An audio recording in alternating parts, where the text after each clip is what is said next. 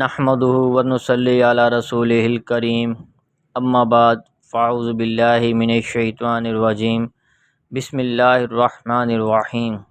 الصلاۃ والسلام علیک یا رسول اللہ وعلی آلک واصحابک یا حبیب اللہ۔ آج کا ہمارا حدیث کا بیان عشاء۔ عبداللہ بن مسعود رضی اللہ عنہ بیان کرتے ہیں کہ میں نے رسول اللہ صلی اللہ علیہ وآلہ وسلم سے سنا، آپ صلی اللہ علیہ وآلہ وسلم فرماتے تھے، جس نے نماز میں تکبر کرتے ہوئے اپنا تہبند ٹخنوں کے نیچے لٹکایا، اللہ اس کے گناہ معاف نہیں فرمائے گا، نہ برے کاموں سے اسے بچائے گا، یا اس کے لیے جنت کو حلال اور جہنم کو حرام نہیں فرمائے گا، یا جب وہ اللہ کی طرف سے کسی حلال کام میں نہیں تو اس کے لیے بھی کوئی احترام نہ ہوگا۔ امام ابو داؤد رحمۃ اللہ کہتے ہیں کہ محدثین کی ایک جماعت مثلاً حماد بن سلمہ، حماد بن زید، ابو الحواس اور ابو معاویہ رحمۃ اللہ علیہم نے اس حدیث کو عاصم سے ابن مسعود رضی اللہ عنہ پر موقوف روایت کیا ہے۔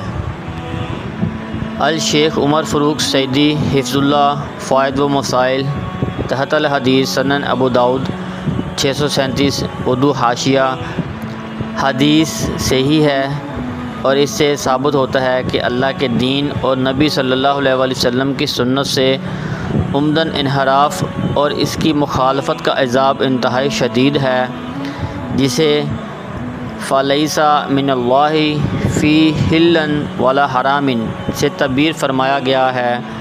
شارحین حدیث نے اس کی وضاحت کی ہے کہ ایسے شخص کے گناہ معاف نہیں ہوتے، برے کاموں سے بچنے کی توفیق چھین لی جاتی ہے، اس کے لیے جنت حلال نہیں ہوتی اور جہنم حرام نہیں کی جاتی، اللہ کی طرف سے کسی احترام کا مستحق نہیں رہتا۔ تہبند چادر اور شلوار کے ٹخنوں سے نیچے لٹکانا کبیرہ گناہوں میں سے ہے اور اسے تکبر کی علامت قرار دیا گیا ہے، جو اللہ کو سخت ناپسند ہے۔ جہالت یا ناسیان تو شاید کسی اعتبار سے اللہ کے ہاں معاف ہو جائے، مگر علم ہو جانے کے بعد ایسے عمل کا ارتکاب تکبر میں شامل ہوتا ہے۔ ابو ہریرہ رضی اللہ عنہ کہتے ہیں کہ ایک آدمی اپنا تہبند ٹخنوں سے نیچے لٹکائے ہوئے نماز پڑھ رہا تھا، تو رسول اللہ صلی اللہ علیہ وآلہ وسلم نے اس سے فرمایا، جا کر دوبارہ وضو کرو۔ چنانچہ وہ گیا اور اس نے دوبارہ وضو کیا۔ پھر آیا تو آپ صلی اللہ علیہ وآلہ وسلم نے دوبارہ فرمایا، جا کر پھر سے وضو کرو۔ چنانچہ وہ پھر گیا اور تیسری بار وضو کیا۔ پھر آیا تو ایک شخص نے آپ صلی اللہ علیہ وآلہ وسلم سے عرض کیا، اے اللہ کے رسول صلی اللہ علیہ وآلہ وسلم، کیا بات ہے؟ آپ نے اس سے وضو کرنے کا حکم دیا، پھر آپ خاموش رہے۔ تو آپ صلی اللہ علیہ وآلہ وسلم نے فرمایا، وہ اپنا تہبند ٹخنے سے نیچے لٹکا کر نماز پڑھ رہا تھا، اور اللہ تعالیٰ ٹخنے سے نیچے تہبند لٹکا کر نماز پڑھنے والے کی نماز قبول نہیں فرماتا۔